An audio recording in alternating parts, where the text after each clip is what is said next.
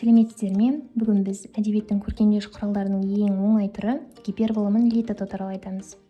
Гипербола деген не? Оны біз ұлғайту деген сөзбен қатар жаттап алуымыз керек. Неге? Оны қазір дәлелдейміз. Гипербола дегеніміз не? Әуел ережесіне тоқталайық. Гипербола дегеніміз ол ұлғайту мағынасындағы троптың түрі, құбылысты үлкейтіп суреттеу, ерекше бояу қосады. Ол қиял бейнелерін жасайды. Ол көбінесе бізде ер төстік, толағай деген сияқты түрлі өлеңдерден, түрлі туындылардан байқауымызға болады.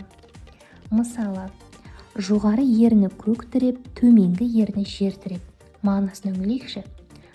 Жалпы ерін адамның басында орналасқан, біздің әдемі реңді білдіретін, барлығымыз білетін, барлығымызға тән дене мүшеміз, иә?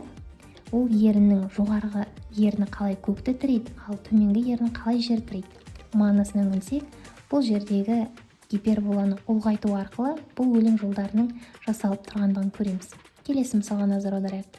Айшылық алыс жерлерде бір күнде өтіп жеткен. Айшылық алыс дегеніміз демек, ол өте үлкен шақырымдарды алып жатыр деген сөз. Ал осындай үлкен шақырымдарды бір күнде өтіп жету мүмкін бе? Әрине жоқ. Демек, гипербола ерекше бояу қосу арқылы ұлғайтып айтады. Гипербола деген кезде бізде есімізде қалу керек. Гипербола ұлғайту және ерекше бояу қосу деп есімізде сақтап қалуымыз керек. Келесі литото. Гиперболаны айтқан кезде литото қатар жүру керек. Неге? Себебі литото кішірейтуді білдіреді. Гипербола ұлғайтуды білдірсе, литото керісінше оқиғаны, баянды істі кішірейтіп көрсетеді. Яғни литото дегеніміз зат не құбылысты шамадан тыс кішірейтіп сипаттайды. Мысалы, оған Мұхтар Әуезовтің ер тарғынның жалпы мысалдарын тердік. Мәселен, менен оларға тиетін инедей пайда жоқ. Инедей, қандай инедей? Бұл жерде инедей деген сөз кішірейту арқылы мағынасында жасалып тұр. Яғни ине бізде шын мәнінде өте кішкентай ғой. Ал бұл шығармада көргеніміздей инедей пайда жоқ. Яғни менің ешқандай бұл жерде пайдам тимейді деген мағынада айтылып отыр. Келесі. Жалбыраған жалынан жалғыз қарыс қалыпты. Күлтелеген құйрықтан бір тұтамы қалыпты.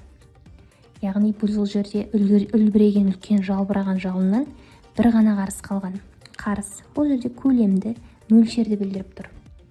Күлтелеген құйрықтан бір тұтам қалыпты. Яғни үлкен ұзын құйрықтан бірақ тұтам қалды деген сөз.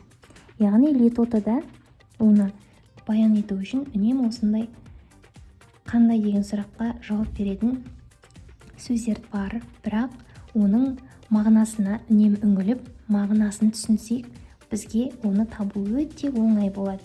Келесі. От орындай тұяқтан оймақтай қалыпты. Яғни от орындай үлкен дүние өзіміз білетін, ал содан оймақтай ғана орын қалған. Ал оймақ дегеніміз ол мынандай бір кішкентай нәрсе. Демек, бізде гипербола мен литото дегеніміз осылай жасалады. Келесі сабақтарда басқа да әдебиеттің көркемдеуіш құралдарына тоқталатын боламыз. Видеоны аса лайк басып, пікір қалдырыңыздар.